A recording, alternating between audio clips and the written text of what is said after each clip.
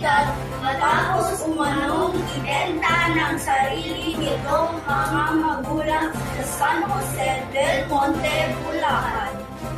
Naganap ang operasyon noong February 2, 2026 sa isang mall sa San Jose del Monte.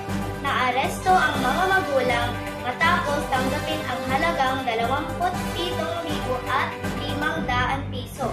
Ayon sa pulisya, balak umano nilang gamitin ang pera bilang puhunan sa isang maliit na street food business. Agad namang inalagaan ng National Authority for Child Care or NACC ang sanggol at sinagurong siya ay ligtas at nasa maayos na kalagayan.